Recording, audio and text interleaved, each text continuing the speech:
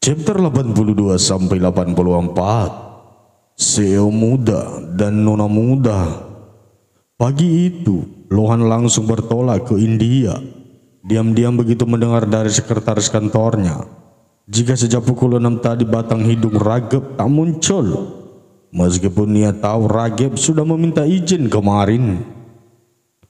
Namun ia tetap saja tidak tenang mengingat lelaki itu menyembunyikan sesuatu. Ia pun meminta sekretarisnya untuk menyelesaikan urusan kantor hari itu. Lohan mengaktifkan GPS-nya dan melacak keberadaan Rageb.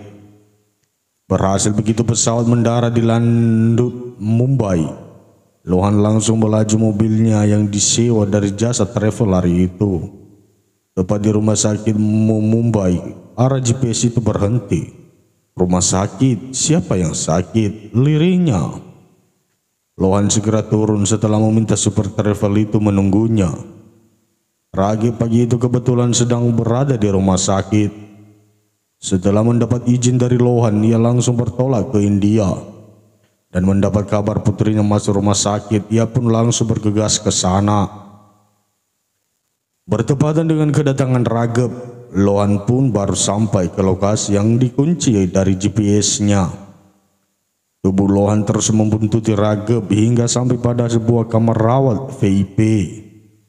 Lohan masih mengintip dari balik kaca daun pintu. Matanya dikejutkan dengan pemandangan sosok pasien yang sedang duduk dipegangi oleh beberapa kerabat dan perawat. Ya, itu adalah Karina yang mengalami kontraksi trimester kehamilan pertamanya. Muntah-muntah sudah pasti, namun keadaannya berbeda saat penyakit ganas menggerogoti tubuhnya. Karina, itu Karina, dia sakit. Lohan segera menjauh setelah melihat bayangan dokter mendekat ke arah pintu keluar. Ia melihat Rageb mengekori sang dokter. Tak mau ketinggalan informasi, ia pun ikut mengekori dari belakang. Tepat di depan pintu ruang praktek sang dokter, Lohan berhenti dan masih menguping. Bagaimana keadaan anak saya, dok? Ini adalah trimester pertamanya. Tapi kondisinya tidak stabil, jadi kami harus memantau perkembangannya setidaknya selama 3 bulan ke depan. Lakukan yang terbaik, dok. Saya akan menempatkan perawat untuk memantau perkembangan Nona Karina, Pak Rageb. Lakukan saja, dok. Jangan cemas masalah biaya. Rageb beranjak keluar setelah mendengar beberapa kalimat perkembangan kesehatan Karina. Air matanya kini sudah tak bisa diajak kompromi lagi. Dengan langkah lemah dan pikiran kalut, dia menapaki lorong rumah sakit. Tuhan, aku begitu hebat dalam urusanku, tapi kenapa putriku membuatku tak berdaya sama sekali? Lirihnya dalam hati. Jarak 1 meter dari ruang dokter kandungan, sebuah suara mengejutkan Rageb. Rageb. Ia berbalik dan mendapat wajah datar Lohan yang menatap iba kepadanya. Lohan beranjak memeluk sahabatnya itu. Pelukan persahabatan yang sudah hilang sejak berita gila Geral. Aku sudah mendengar semuanya, Rageb. Ucap Lohan merangkul tubuh kaku Rageb yang masih mematung mengetahui kedatangannya. Kenapa masalah sebesar ini kau sembunyikan dariku? Kau anggap apa aku ini, Rageb? Apakah kau sudah memutuskan hubungan persahabatan kita selama bertahun-tahun ini? Rageb hanya mengisak dalam dekapan Lohan dan untaian kalimat lembutnya itu. Ia tak bisa berpikir jernih mencari solusi untuk menyembuhkan penyakit putrinya itu. Kini kedua lelaki itu mengambil tempat duduk sepi, jauh dari keramaian pengunjung dan petugas kesehatan. Di taman samping rumah sakit ada sebuah bangku putih panjang terpasang lekat di antara rerumputan taman. Sejak kapan ini terjadi, Rageb? Lirih Lohan. Sejak pengumuman Geral 3 minggu yang lalu. Hari itu juga Karina memintaku membawanya pulang dan memeriksakan kesehatannya. Dia hamil, Lohan. Anak Geral. Lohan sekali lagi dikejutkan dengan berita yang keluar dari mulut Rageb. Di satu sisi bahwa keturunan pertama yang sah akan segera hadir, namun di sisi lain berita menyayat hati dari kondisi Karina yang memburuk. Chapter 83. Dua lelaki itu masih larut dalam perbincangan mereka. Baiklah Rageb, aku akan bergerak. Aku akan mengurus David dan Robi dulu. Kamu fokus saja pada kesehatan Karina. Terima kasih Lohan. Dan tolong rahasiakan dulu semua ini. Ini permintaan Karina. Jadi kumohon kerjasamamu. Baiklah, tapi beritahu Farah dan Karina izinkan Nora menjenguk kalian. Dia sangat merindukan kalian.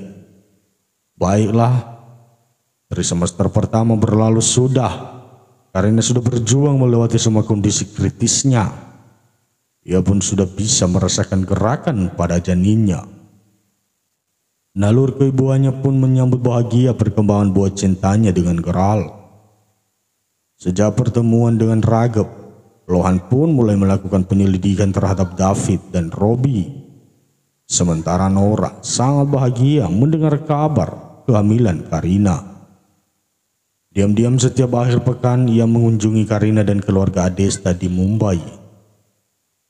Geral memfokuskan diri di Jakarta menjalankan bisnis. Cherry pun sengaja dibawa tinggal di kediamannya di Jakarta. Dengan kemampuan intelijensi Romi, diam-diam mereka mengumpulkan bukti keterlibatan Cherry dan surat kerja sama Geral yang ditandatangani bersama Cherry. Dr. Rahman berhasil diamankan oleh anak buah Romi. Tanpa sepengetahuan Cherry, dokter itu diringkuk di sebuah bar tempat dia biasa menghabiskan waktu senggangnya. 3 bulan berlalu, perut Cherry semakin membesar dan Geral mengalihkan perhatiannya ke Cherry untuk mempermudah penyelidikan Romi. Sedikit demi sedikit bukti dan rekaman pengakuan Dr. Rahman dikumpulkan. Sementara Cherry terlena dengan buayan perhatian Geral di kediamannya. Sayang, hari ini aku kontrol, temani aku ya, ucap Cherry bermanja pagi itu. Baiklah, hanya itu yang keluar dari mulut Geral selama memainkan peran suami baik di hadapan Cherry. Tommy masih setia dengan jadwal agenda aktivitas Geral pagi itu. Geral meeting hari ini Tom. Suara Geral menapaki lantai lobi perusahaan pertama. Tommy tanda tangan kontrak dengan pihak Jepang dan perpanjangan kontrak kerjasama dengan LA. Oh iya, sekarang mereka mau memperpanjang kerjasama 4 bulan lalu. Ingin keluar dari kontrak kita. Sekarang mau memperpanjang. Jadi gimana? Apa kita lanjut atau stop? Stop saja. Aku mau fokus dengan Eropa. Baiklah, Geral kembali menatap ke arah meja kerja yang pernah ditempati Karina dulu. Sudah 4 bulan Karina, apa kau begitu takut kepada aku sehingga menjauhiku selama itu? Gerutunya menyandarkan diri di kursi putarnya. Diamond Company dan Pratama Group pun sudah memutuskan kerjasama. David dan Robi sudah mencium kondisi itu. Ken Sotel sontak membuang berkas yang bertumbuh di atas dokumennya mendengar berita pembatalan kontrak kerjasama. Terang saja selama ini ia merasa hidup nyaman dari penjualan produk Pratama. Namun sejak skandal yang dibuat oleh David, sang ketua gangster, kini usahanya terancam bangkrut. Ia pun segera menemui David di markasnya. Oh, Mr. Ken, apa gerangan yang membawamu kemari? Lihat kenapa wajahmu begitu. Dasar penjilat kamu David. Kamu memanfaatkanku untuk tujuanmu. Sekarang bukannya mendapat saham Pratama Group, aku malah kehilangan pendapatan miliaran, cecar Mr. Ken. Saat itu beberapa anak buah David masih berjaga di dalam ruang bawah tanah itu, tempat David melancarkan transaksi bisnis gelapnya. Cih, itu kan kesalahanmu sendiri karena kamu bodoh. Tidak mau mengalihkan nama pemilik perusahaan atas namaku. Tapi itu sama artinya aku memberikan perusahaanku cuma-cuma kepadamu. Aku tak sudi. Kalau begitu, kau tanggung sendiri akibatnya sekarang. Bukan hanya pemutusan hubungan kerjasama, mungkin pencekalan juga akan dilayangkan kepadamu. Bersiaplah, ucap David dengan santai. Dasar pejebah kamu, David, ujar Mr. Ken yang hendak melayangkan tembakannya. Namun terlambat, tangan anak buah David lebih cepat bertindak hingga membuat lelaki tua itu mati mengenaskan di tempat David. Buang mayat si tua ini ke jembatan, titah David pada anak buahnya. Chapter 84. Karina sudah kembali dari rumah sakit. Ia baru saja melakukan check up atas kesehatan dan bayinya. Farah dan Vivian masih setia menemani Karina. Lihatlah wajahmu sekarang sudah tak sesegar beberapa bulan lalu. Dan terlihat layu dan lemah.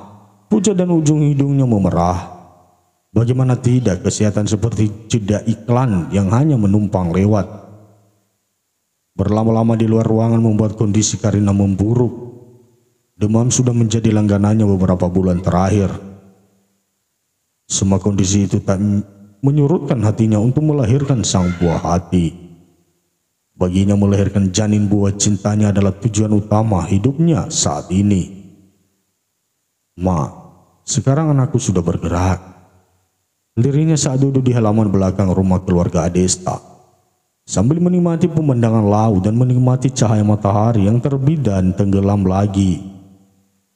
Ia merasa melihat warna jingga dan hamparan awan megah saat senja menjemput. Apa tidak sebaiknya kita masuk saja, nak? Pinta Farah sore itu. Enggak, mak, aku mau lihat sunset dulu. Tapi cuaca di luar enggak baik, Rin. Vivian menyela sambil menyodorkan segelas susu kepada Karina. Tante tinggalin kami, nanti biar aku yang jagain dia, lanjut Vivian. Farah memahami maksud hati Vivian. Ia pun memberi ruang pada kedua gadis itu untuk berbicara empat mata. Karina, lo gak kangen geral? Tiba-tiba suara Vivian mengungkit derita Karina. Kalau gue bilang gak, berarti gue munafik. Iya, gue kangen, sangat kangen, jawab Karina ringan. Nah, terus kenapa lo sembunyi? Kenapa ndak kasih tahu dia kalau lo ngandung anak dia? Lo buta atau ndak bekasi? Maksud lo? Sebenarnya gue nggak marah sama keputusan Geral. Tapi gue hanya kesel. Kenapa kehamilan gue ini datang di saat yang tidak tepat? Jika Geral tahu gue hamil, dia senang banget. Tapi juga akan semakin menyulitkan dirinya. Kok bisa begitu? Bukannya dia punya banyak teman yang ulung buat jadi bodyguard lu sama anak lu? Timpal Vivian sekenanya. Lo lupa ya, Cherry licik dan David juga Robi itu gangster. Gue gak mau nyawa anak dan suami gue dalam bahaya. Oke, mungkin Geral bisa melindungi dirinya, tapi dia gak akan bisa melindungi darah dagingnya dari ancaman bahaya. Itulah alasan kuat gue kenapa lebih memilih bersembunyi saat ini. Dan lagi gue sakit, Vi. Gue nggak mau Geral lihat gue mati di hadapannya dia. Vivian menatap sendu ke arah Karina yang kini memalingkan wajah ke arahnya. Tangannya mulai menarik tubuh lemah gadis itu, menenggelamkannya dalam dekapan hangat Vivian. Gue nggak nyangka lo bisa ngelakuin pengorbanan sebesar ini, Karina. Gue salut sama lo. Gue janji gue akan jagain anak lo kelak. Gue juga, teriak suara Laura yang datang tiba-tiba dari belakang mereka. Keduanya menoleh dan tersenyum menyambut tubuh Laura, dan Nora juga Katy. Wow, kejutan kalian kesini barengan, sapa Vivian. Nora langsung menyapa Karina sementara Katy berhambur memeluk Karina. Karena gadis semanja itu sangat merindukan Karina. Apa kabarmu, Katy? Lah, sapa Karina. Kami baik-baik saja, timpal Laura.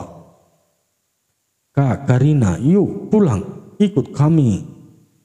Tidak, Katy sayang. Kakak mau melahirkan di sini. Katy sedikit kecewa dengan jawaban Karina, namun Nora segera menyela gadis manja itu. Apakah kalian bisa meninggalkan tante dengan Karina sebentar? Pinta Nora kepada tiga darah itu. Tentu tante, jawab Vivian menarik Laura dan Katie menjauh dari mereka. Ada apa tante? Karina membuka suara pelan. Jika masalah Cherry dan David selesai, apa kamu mau kembali ke rumah, nak? Tante, jawabanku masih tetap sama, tidak. Apa kau sudah tak mencintai Gura lagi? Cinta, sangat cinta. Karena aku cinta makanya aku tak mau dia melihatku mati di depannya. Tante, aku sekarat.